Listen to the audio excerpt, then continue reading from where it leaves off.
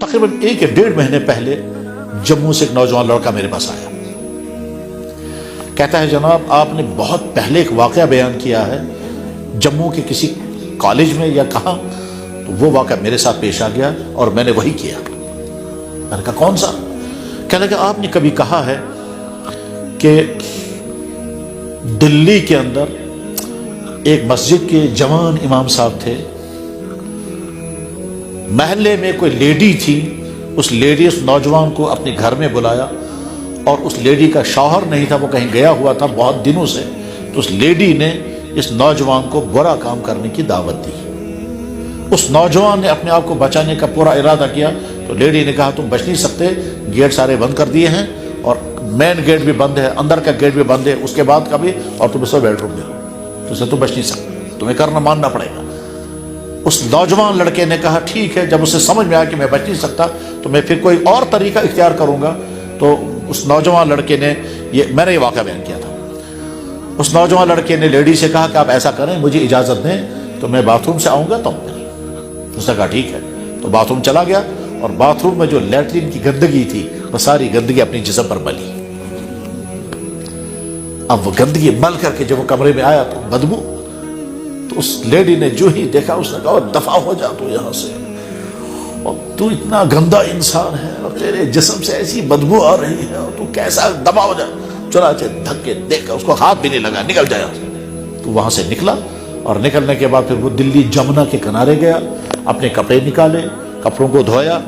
اس کے بعد اپنی باڈی کو دھویا، اور بھیگے ہوئے کپڑے پہنے، اور پہنچ گیا اپنے کلاس میں جہاں وہ پڑھا کرتے تھے، حضرت شاہ عبد العزیز رحمہ اللہ تعالیٰ کے پاس وہ حدیث پڑھتے تھے۔ تو کلاس میں پہنچ گئے، لیٹ، بھیگے ہوئے کپڑے، شرمندہ، ٹھیک جو ہی اندر داخل ہو گئے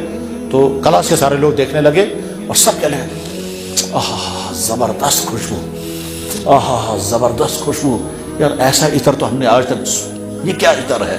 آدمی بیچارے نے سر نیچے کیا یہ سوچ کر شاید میرے جسم سے بدبو اب بھی آ رہی ہے،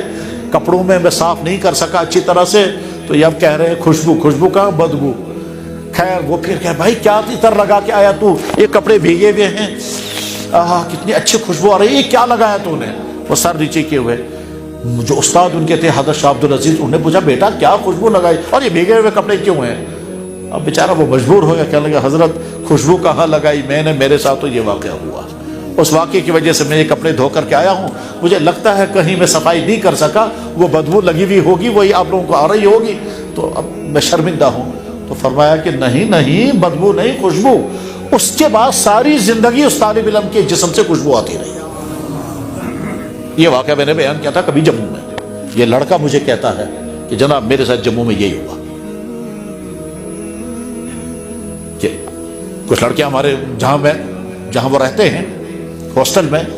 جہاں ہاسٹل میں لڑکے رہتے ہیں وہاں لڑکیوں کا گروپ آ گیا، اور گروپ آنے کے بعد انہیں ویڈیو بنانا شروع کیا، اور مجھے کہا کپڑے نکالو، تو کہا میں بہت کوشش کرتا مگر نہیں، تو آخر میں مجھے یاد آیا مجھے وہی کرنا ہے۔ چنانچہ میں وہاں سے باتھ روم میں، اٹیچ باتھ روم تھا، اندر گیا اور نیچے ہاتھ لگا کر کے پورے بدن میں ملا، اور ملنے کے بعد کہا تو سب کو نفرت ہو گئی، اور واقعی کہتا ہے وہ نفرت ہو گئی، تو بس میں نے دروازہ توڑا، باہر نکل آیا۔ میں نے کہا سبحان اللہ، میں بار بار لڑکوں کو دیکھتا رہا، سبحان اللہ۔ کہنے لگا جی آگے پھر یہ ہوا، اسی رات جناب رسول اللہ صلی اللہ علیہ وسلم کی مجھے خواب میں زیارت ہو گئی۔ انشاءاللہ بھی جب میں جموں جاؤں گا وہ ملے گا مجھے لڑکا، اور کالج کا لڑکا، کسی مدرسے کا نہیں، کوئی تبلیغ والا نہیں ہے، کالج کا لڑکا۔ نوجوان کے بچنے کے واقعات بھی عجیب ہیں، اور نوجوانوں کے بگڑنے کے واقعات بھی عجیب۔